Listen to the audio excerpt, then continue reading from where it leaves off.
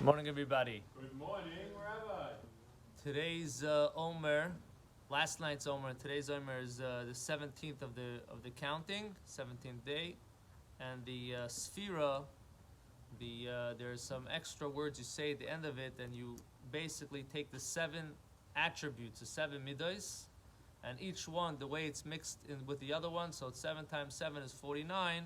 So you have every one of the midas that we're supposed to work on, our attributes. So today's midas is Tiferes Sheba Tiferes. So today is also the Rebbe Maharash, the 4th Chabad Rebbe's birthday. His name was Reb Shmuel. He was the youngest of his brothers, and he took over after his father passed away. He was actually a very incognito person, very humble, very quiet. Nobody knew that he was such a, his older brothers were all considered heavy hitters. He was considered the sort of the modern one. So there was one chassid one time, just one story to give you an idea of who the Rebbe Maharash was. There was one chassid one time, he heard the Tzemach Tzedek, the Rebbe Maharash's father, say a very, very deep discourse, a very deep insight in learning. And he had many questions on it. So he went to every one of the sons, I think there were like 6 sons, went to every one of the sons to ask for an explanation. And each one gave him an explanation according to his level, but it wasn't a complete explanation. So for some reason he decided, let me try the youngest son, even though everybody thinks he's modern and this and that. So he went to this guy's door. He was already married, I think the Rebbe Maharash was already married. And he peeps through the hole. There's a little hole. You could see through the door, where the lock is. And he sees the Rebbe Maharash sitting and learning over a big Gemara, or whatever it was. So he sees, the guy's actually learning. So he knocks on the door.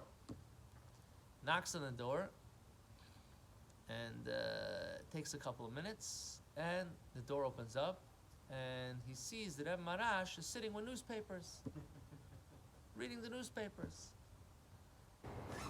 So he asks the Rebbe Maharash, he says, listen, I just heard the mimer from your father. I don't really understand. Maybe you could explain to me. So he says, I read the papers. Go ask my brothers. They're the ones that know. So he says, listen to me. I saw a couple of minutes ago that you were learning, and I realized that this whole thing is a game. So you have 2 choices. Either you're going to tell me the explanation, or I'm going to tell the whole town what I saw, that everybody should know that you're really a heavyweight. You're just playing like a lightweight. So the Rebbe Maharash said, okay. And he gave him the explanation. And he said that was the answer that he felt was even more than the other ones. So this is the Rebbe Maharash. So there's a story of the Rebbe Maharash when he was a kid, that there was a man that was trying to get into the Tzemach Tzedek because he was making pots and he got a contract for the Russian army. And when you get a contract, you don't just make pots. There's conditions of how to make the pots, how much weight, how thick the metal should be. And they caught him that it wasn't giving them exactly what they wanted. For whatever reason, So the Tzemach Tzedek was very busy and there was no access to go into the Tzemach Tzedek. The Rebbe Maharash was a kid and he used to collect money for achnasas kala, for people that don't have money to get married. So the Rebbe Maharash went over to him and tells him, listen, if you want an eitzah to get out, give me 300 rubles. It's a lot of money. 300 rubles for achnasas kala, and I'll give you an answer how to get out of your issues. So he says, okay. He gives him 300 rubles. And the Tzemach Tzedek told him, you have nothing to worry about. When you're going to come to the court case, you're going to see that you're going to come out free. Comes to the court case, they weigh his pot, and it turns out that the pot weighed more than it was supposed to even. So the judge throughout the whole case says, Mishagas. So he came back to the Tzemach Tzedek to say thank you. He thought that this whole thing was through his son that spoke to his father. The Tzemach Tzedek says, I don't know what you're talking about. So the Tzemach Tzedek called in his son afterwards, and he asks him, what happened over here? How did you do that? He says, very simple. The guy gave 300 rubles to tzedakah. That was put into the pots, and it made the pots heavier. The weight of the tzedakah. So, Now, the Rebbe would always quote the Rebbe Marash, that the Rebbe Marash would always say, the Rebbe Marash had a saying. He said, the world always says that when you can't go straight, go under. And if you can't go under, then go over. And I say, lechatchila, to begin with, ariber, go over.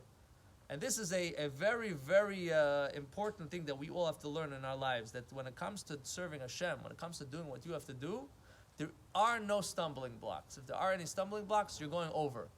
You have to keep on going. This became, the Rebbe made this the part of the lexicon of the Chabad language. That if you ever find somebody that has a problem, what he's going to tell you, you know what? We're going to somehow, we're going to accomplish this just jumping over the whole thing. So this is something that when it comes to the Sphere Sa'imer, when it comes to a time that we're trying to grow, there's sometimes we can find an excuse. I'm not holding, I'm this, I'm that. It's nature. You have stumbling blocks. Those stumbling blocks are stopping you. But there is this mindset that we have to try to see that there are stumbling blocks, but we're not limited to the stumbling blocks. We have an opportunity. We have access to the Torah mitzvahs that we can go over the stumbling blocks. Hashem should help. We should be zoichet to lechatchila ariber. To any time we do something, we should always be able to do it, jump, leap, and bounce, and make it, to the other side in an easy, happy, and joyous way.